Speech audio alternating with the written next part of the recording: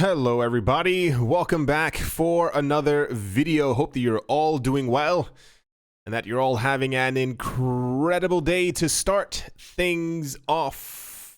Charles Hoskinson, creator of Cardano and co-creator of Ethereum, is touting new developments made by IOHK, the foundation behind the development of Cardano, a fully open source and decentralized public blockchain. The cryptocurrency project, which uses its native digital asset ADA, is developing a smart contract platform that promises more advanced features than its competitors. On Thursday, IOHK announced the launch of the Shelley testnet, the first step in creating a network that's 50 to 100 times more decentralized than other large blockchain networks such as Bitcoin, according to the development team, and I do quote, "Not only that, but the entire Cardano network runs at a fraction of the power cost of the equivalent proof-of-work blockchains, using the electricity equivalent of a single house rather than a small country," end quote.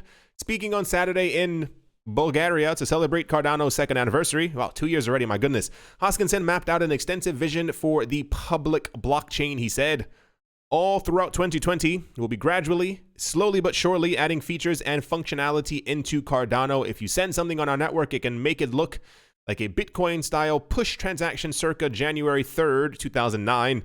And you can go all the way to a modern Cardano transaction and embed all kinds of interesting data inside the thing and enjoy the power of that." Okay? So if we do that, I have a firm belief Cardano will be the most useful cryptocurrency on the market. Okay, but are we done?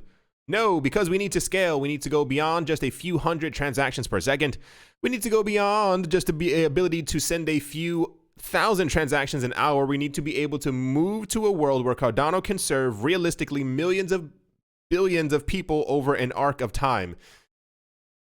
End quote. That was a very fascinating sentence that he said. Hoskinson says that he and his team, through a process of rigor peer review, will be able to accelerate Cardano beyond most, if not all, cryptocurrencies currently in the market and coming on to the market. This is leading up to something that I assume hopefully will be big, and I was going to say bear with me. There's no real bear with me sentence that we kind of have here. Cardano has, like many other projects, it's not just Cardano, it's also EOS, it's also Tron, it's also Ethereum, it's also Bitcoin, it's every other project out there. They've all made sure to mention that at some point they were going to have major, fantastic, awesome new updates and 3 billion transactions per second, and everyone in the world was going to love them, and everyone's going to be using their token. Cardano, I believe, is still the 8th cryptocurrency out of several thousand that we have on the market. However, there are a lot of people who really, really love Cardano, and the stuff that they've put forward, and I won't name any other names. It seems like this may be one of the few projects who's actually let people know when things are being developed, how they're being developed, when things are going to be released. The one thing that many people around the world are still waiting for is the actual official launch of Shelley, which, if I am not mistaken, I don't have it here anywhere, that the news is about the testnet launch. I'm fairly certain at the beginning of this summer, it was announced, whether by the IOHK team or by Hoskinson himself, that Shelley would be officially released before the end of this year, and this is why we are having the testnet being launched before the beginning of October. Here's the actual thing on their roadmap blog post, if you kind of want to call it that, where they have all the information about Shelley and what they actually plan on doing. It's a lot. If you're not looking at the screen, it says Shelley work scope. It's about 15, 20 things that they plan on doing during the implementation of Shelley. I will say, and I've said this for many other projects as well that I do like, I hope it works out. However, I myself, this is a lot of stuff. I tried to remain realistic, because before in the past, around 2014, 15, 16, a lot of coins come out and they say that they can do X, Y, and Z, and then eventually a lot of them do not. However, I would assume, much like Ethereum, who is also waiting for an enormous amount of updates to happen, the Cardano project by IOHK is fairly well funded. So one can assume that this will eventually go off without a hitch. The issue that we face now, and this is the kind of the cloudy weather rolling in, is that many other coins years ago also announced that they would have updates. And then when they do have the updates after 2 years of waiting, the price has a little bump. And then it starts going down because a lot of the hype has died. I think what a large part of the market is suffering from, and I don't think it's so much fatigue as it is like, yeah, we're going to do it syndrome. Whenever a cryptocurrency comes out, most people believe, or have believed, or even still believe now, that it should be complete from the get-go. And this is what I think has caused a lot of the negative sentiment within many of the altcoin market, the coins that once had the greatest prospect of being something. I'm pretty sure a lot of you remember, I believe, yeah, it was 2017 when Cardano launched. I was told that Cardano in 2017 was going to pass by not only XRP, but also Ethereum. And at some point in that same exact year, 2017, that Cardano would be the #1 cryptocurrency and pass by Bitcoin.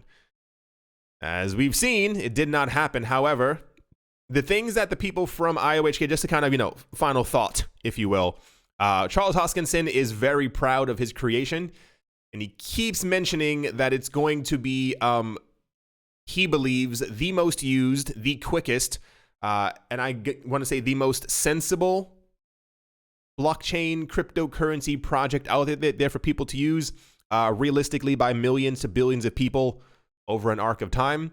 Only time will tell.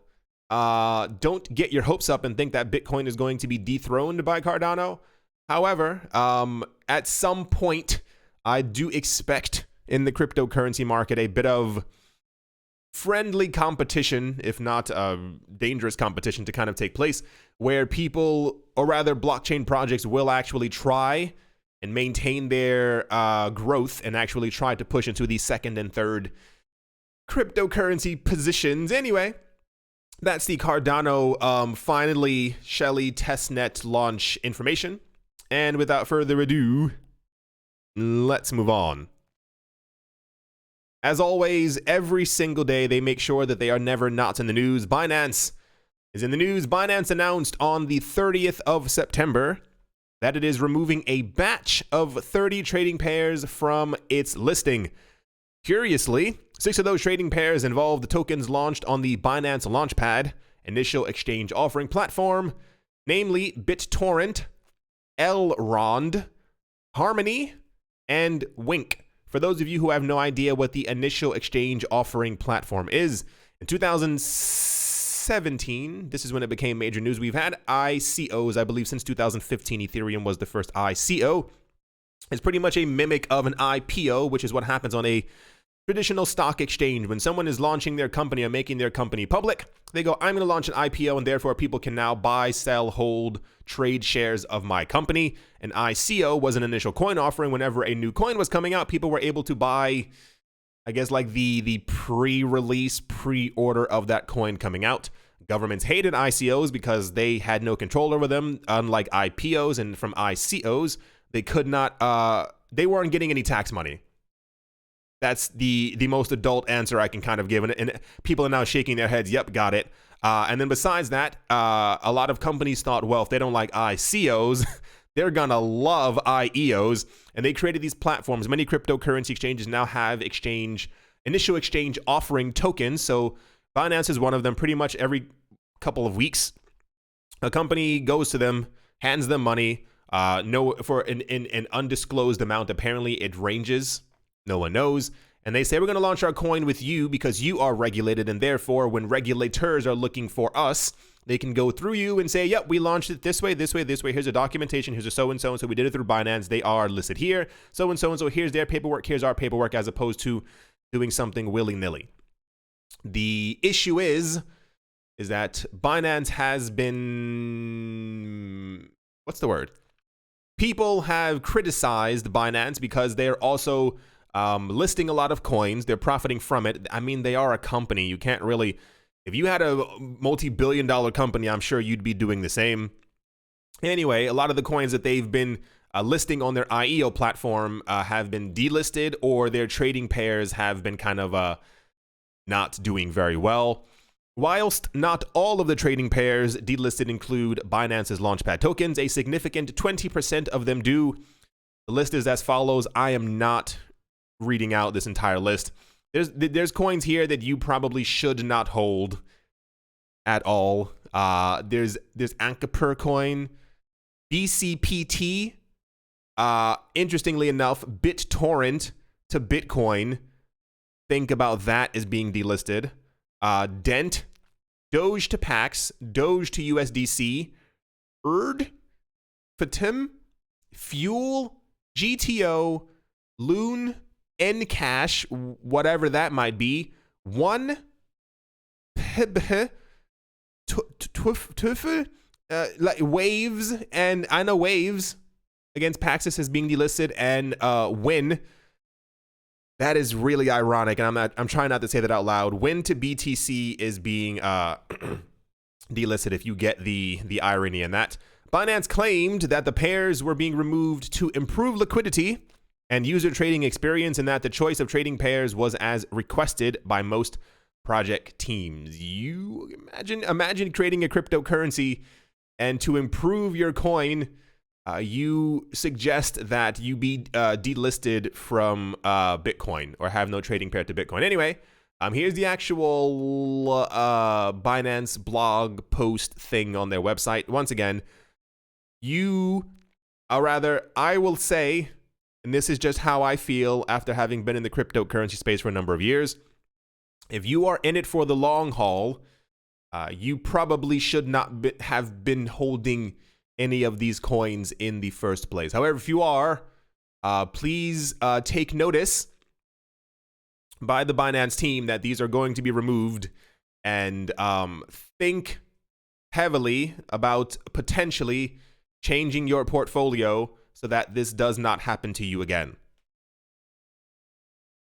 Next up, a popular payments network running atop the Bitcoin blockchain suffered from a long-standing code vulnerability, one where attackers could drain users of their money. While initially flagged to the public on the 30th of August by Bitcoin developer Rusty Russell, the full disclosure details how this vulnerability could be exploited by an attacker was released on Friday. They said an attacker can claim to open a Lightning payments channel, but either not pay to the peer or not pay the full amount. The Lightning Network is a layer 2 payments protocol enabling ultra-fast and nearly costless transactions atop the Bitcoin blockchain. In order for users to send transactions across the Lightning Network, they must open what are called payment channels to send and receive funds from other Lightning users. Without reading too much further, I find it interesting. There's no other combination of words in the English language that I can put together. I find it very interesting whenever we do get news about a vulnerability, a bug, error in code, something that was amiss, something that went awry, something that simply wasn't working as it potentially should have. A number of other cryptocurrency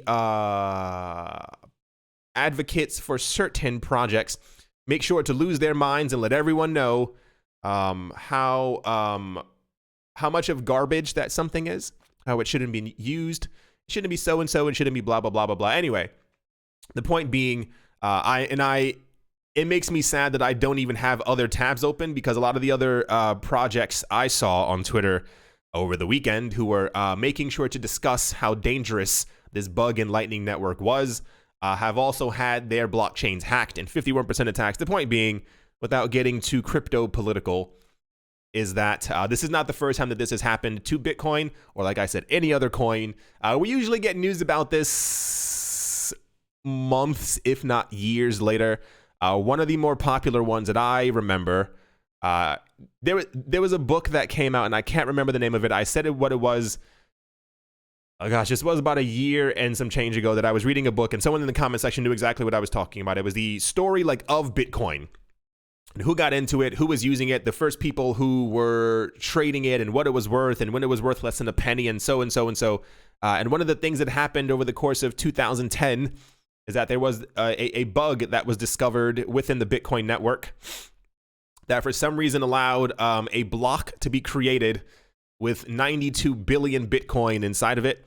And interestingly enough, as we do have the internet, you can actually find the original thread from August 15th, 2010, where someone says the value out in this block is quite strange, and people realized there was a huge overcreation of Bitcoin in just one block. But I think it was fixed within a couple of hours. But I like stories like this. I don't know why. I think I find huge mistakes fascinating, especially a lot of the mistakes that we've seen within the cryptocurrency network. And a lot of the coins that have had like major mistakes as well have tended to do very well over the course of history. I mean, crypto's only about 10 years old. Anyway, the point being, a bug that was found in Lightning has been fixed, and that one block that had 96 billion Bitcoin about 9 years ago is no more. In a weird turn of events, Russia might implement an interesting tax method. Local media reported that the Association of Banks of Russia have proposed a tax on cryptocurrency mining that is equivalent to the tax on found properties or treasure. While it has been often associated with speculators and criminals, the king of cryptocurrency might find its true vocation in Russia, where it might be regarded as treasure. Local media portal Izvestia reported on Thursday that the Association of Banks of Russia, ABR, prepared a report in which it compares crypto mining with finding a treasure which is taxable. Thus, the association proposes the government to tax crypto mining the same as taxing found treasures. I have my own ideas about that in a couple of seconds. The ABR members will discuss the document on the 8th of October at an association. What do you have to discuss? Like, what is the fascinating part? Like, who? Using legal fiction, they said, it could be argued that the first owner of the crypto assets found them, since the receipt from an anonymous system can be conditionally considered a find. End quote. It is proposed that cryptocurrency mining be equated to the finding of money. I'm going to throw this out there. There has probably not been, oh my goodness. It is proposed that cryptocurrency mining be equated to the finding of money or any other form of treasure and allowed to exchange it for rubles. Just going to throw this out there. There's probably not been a situation ever in history, or even I'll squeeze it down to the last 60 years, where someone has found money on the street and then made sure that they were taxed on it. Just going to be realistic, especially finding.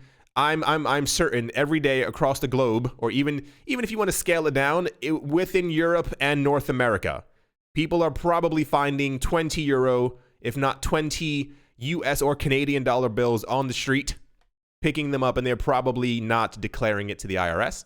And as far as, I don't think anyone in their right mind, imagine finding a bucket of diamonds on the street and then asking people to tax you on it. In Russian legal practice, such taxation might point to the concept of newly created things, which include property generated or developed individually by a citizen. Think about fruits or products. I'm getting angry reading this. I'm not getting angry. It's just ridiculous. The point being, for some reason, in about 9 days, the ABR, the Association of Banks of Russia, are going to discuss if crypto should be taxed as a treasure. I wonder, and my final point, my final thought, as it were, I wonder exactly how old the law was that they looked for to be able to even think of doing this. Not many people, I'm just going to throw this out there, not many people in 2019 go treasure hunting. I'm sure there are people. I'm sure there are a number of what have you in the world that do go treasure hunting, but about a large 7.35 billion people on this planet are not treasure hunters. This law is probably from the 17 or 1800s, finding treasure. And Russia has been, thus far, one of the larger countries on this planet who has taken the same steps as a neighboring country as far as what they plan on doing with cryptocurrencies. They're still propositions that they will ban cryptocurrencies within their borders, the same as, once again, a neighboring country and countries. Will it happen? Who knows?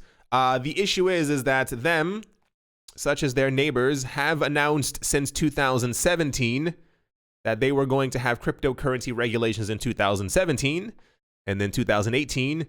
And we are at this point fairly close to 2020. I would not be surprised, once again, in 10 years when we have those books being released, those books, the documentaries telling us exactly what was happening in the cryptocurrency space at this time, if we end up getting indications that while many places were waiting 3 to 4 to 5 years to create laws, that leaders of said places were accumulating as much as they possibly could in mass. Just going to throw that out there. I also wonder, it's also not noted here anywhere as well, I wonder what the actual percentage of tax is for a treasure. I say this because we've seen before in the past that banks have been mining cryptocurrencies. It's fairly obvious that this country is fairly into cryptocurrencies, regardless of them talking about a ban. They talk about it far too much. And I wonder if the taxation of this is something like 3%, as opposed to a normal, air quotes, anywhere from 19 to 25%. Anyway, that's the crypto treasure news for the day, if you will. To kind of finish things off in one large lump, if you will, one of the world's top banks, there we go, says he's worried about the global economy and how little leverage he believes central banks have to cope with the next crisis. Deutsche Bank CEO Christian, I'll say Sowing, paints a dark picture in a short runway filled with experts who have run out of tools.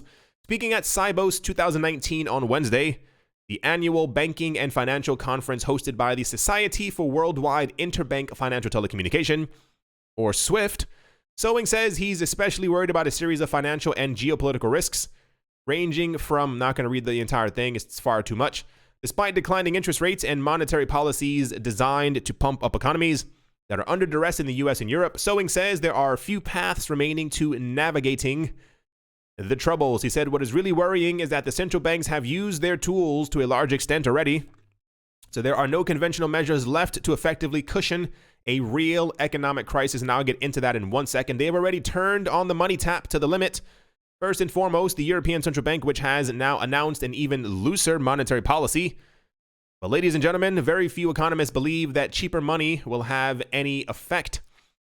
The continued redistribution of wealth in favor of the asset-owning affluent and the social implications, these things aggregate. And I think it kind of continues on.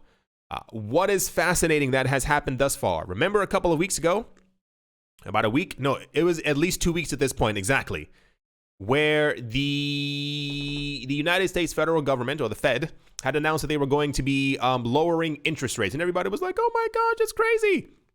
And then we had news that a number of other banks around the world had already lowered their interest rates to negative territory.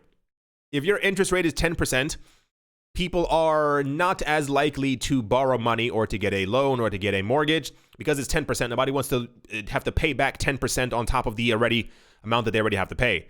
But if you lower it to 5%, seems a bit more attractive. Okay, I wouldn't mind getting a mortgage. 5% isn't too much. What happens when you lower it to 3%? Then you lower it to 1%. Everyone's like, well, that's 1%. That's almost nothing. I wouldn't mind paying back just 1%. What happens when the economy is looking a bit shaky and governments go, okay, let's do it. We're going to have negative interest rates. And everyone's like, whoa, that's basically free money. What happens when they do this when they see that the economy is shaky and you already have negative interest rates? Can you go more negativer? Can you go lower than that? Do you want to start throwing money at people who are supposed to be paying you back as the economy is crashing down? A number of countries have already lowered their interest rates. We had news also last week that the Fed is doing, what was it, 60 billion per day or something like that to keep the economy strong, while they are able to print money We know the amount of money that's being printed, and we know exactly how much the inflation rate for a particular country was. So in this context, there is a limit in a sort of way as to how much money they can print per year. What happens when you've pushed all that money you've printed into the economy to try and keep it afloat, but it starts to go down? Most places around the world tend to start printing more. What happens when you print more? You have higher inflation. What happens when you keep printing more to make sure that the economy looks like it's doing well? You then have hyperinflation. He said, the long-term challenge is that the global balance of power is clearly shifting. The race between the US and China is in full swing about trade, but especially over technology. This means, or rather this fallout means Europe risks losing ground further if we do not seize the opportunity offered by digitization. The overall takeaway was he was saying that countries should not be afraid of digitization. He feels like too many places on this planet, when they hear about the new economy that we are going to have, the digitized economy, they simply turn away and say, we don't need it. And they go to the printing machine, print more money, ship it to banks, and then tell the banks, okay, yeah, use this. This is good. Everything's fine. Everything's okay. When you start getting the heads of major banks discussing this openly, this means that there's a problem. When the CEO of Deutsche Bank comes forward during a SWIFT conference and said, something is wrong, stop doing what you're doing and look towards the future, this means to me that things are probably a lot worse than the news would have us believe and is actually letting on. I find stuff like this incredibly fascinating because we normally never, ever, ever get news like this. And what we have now, that a number of that photo is worth a lot of words. What we have now are a lot of people announcing that it's time to start creating central bank digital currencies. Central banks would probably have to make some decisions in terms of digital currencies by 2020. This includes the possibility to release a central bank digital currency. This is according to Mark Cliff, ING's chief economist. He said that in a recent video published by think.ign, Mr. Cliff explained that due to the pressure that Facebook is currently generating with Libra, banks could have to release a digital currency in the next 2 to 3 years. He said the central banks are probably going to have to make some move on a digital currency within the next 2 or 3 years. After all, Facebook has put pressure on us by suggesting that they might launch in the coming year. So I think we've already got some sense of urgency amongst the policy community, end quote. I wonder what the true scope of this always is. It's always incredibly interesting to me to see the formation of thoughts by people who control, if you want to be honest about it, the people who control the global economy. It's very interesting to see that some people get it and other people are stuck in their own ways. I will not mention his name simply because, whatever. You can definitely find the news very easily. He is a billionaire. You definitely know him. He is sometimes in the news when it comes to finance. He mentioned this about a day or two ago, and it was on every single cryptocurrency news website, and I said, nope, not gonna even, touch it. He mentioned that he would, and this is how you can find it, he would rather have bananas than have Bitcoin. And I said, there are a lot of people who said that before when Bitcoin was $5, when Bitcoin was $100, when Bitcoin hit 1,000, a lot of people kept on saying it's never going to go up. It's going nowhere. There's no point to it. Now we have a very different world, and I think more people will be absorbed into the cryptocurrency space as prices eventually go up. However, we are in a very fascinating world where historically we have never seen so many instances where places have negative interest rates. You can't lower these any further unless you plan on throwing free money at people. So what happens, as we've seen at the beginning of this year, you can look around. A number of analysts believe that either by the end of this year, we will see a fissure in the system, or by sometime next year, we will be in a full swing global economic meltdown. And what happens when historically you can lower interest rates to get people to jump back into the market? but you can't because they're already below zero. Fascinating stuff indeed. As always, a very special, why'd I make that noise? A very special thank you to my Patreon supporters, Professor Wally from Gunbot University, Adam Graysick, Mohair Maroni, Master Ventures in Thailand, Brady Niels, Woody and Daisy, Triple M and J, Jared Schneider, Wise Night Owl, 242 to the World, Crypto Joe, Bankroll Network, Adobo, Milweezy, Mechanic, Strange, Radio Central, Crypto Artist, Cold D3D, Cryptopolis, Nicholas, Renaud, One Piece, One Love, Damien, Setsuna, Nick Kanaya, Richie Rich III, Vlad the Impaler, Crypto Beer Shipmate, Paxis, Nick Mangelavori, Anthony Charles, Jim Garner, Jeremy Fox, Minting Coins, Miller Hitch Chest every day, and Kyle Skips Leg Day, and yes, to Crypto. Thank you all very, very much for your support at the moment. The market is looking interesting. Why? Bitcoin is currently down by 2.6%, rounding off the last number. It is currently below $8,000. Ethereum is still below 200. We know that. For some reason, if you're looking at the screen, XRP is going up. When I started the video, before I started the video, I looked at the prices, and XRP was red. It is currently up 4%, up 6.83% Satoshi-wise. No real news as of now because it's still the crack of dawn as to why prices are moving up. However, I assume during the day we will get some type of clarification as to why this is going on. Tether is going down, which we all know what that means. The market tends to go up when that is happening. No other coin is posting any crazy gains. However, nope. Nothing to... Nope. The interesting part is that, according to articles I read over the course of the weekend about the current price trend of Bitcoin, people are saying that it's looking rather bearish because we were supposed to, I believe, close over 8,100, 8,200 by the end of the weekend. That is to say, the last hour on Sunday should have been over 8,100, and therefore people are predicting that we could see a move down in the price of Bitcoin over the course of the next couple of days. The part to always remember is, and say it with me, who knows? The price could go up, the price could go down. That's part of the cryptocurrency market. As much as we would like to believe that we can predict the price in some sort of way, we can't. No one can. All it takes is a whale to move some coins. All it takes is for someone to announce a bug. All it takes is for someone to say that they've lost funding.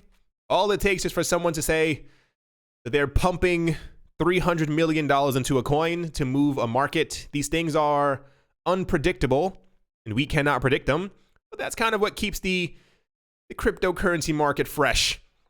Regardless of what you think is going to happen, it never happens. It's always something ridiculous that ends up taking place. I hope you all enjoyed. Hope that you all are having a great day, a great morning, a great afternoon, a great evening. Wherever you are, wherever you might be. Hope you all have a Monday. Have a tremendously good start to the week. Thank you all once again for watching and or listening. I'm sure we're going to get some XRP news by the end of this day because that was a very strange movement, having gone nowhere. I'm pretty sure everyone should be asleep now. So anyway, thank you all once again for watching and or listening. And I will most certainly be talking to you all soon. See you.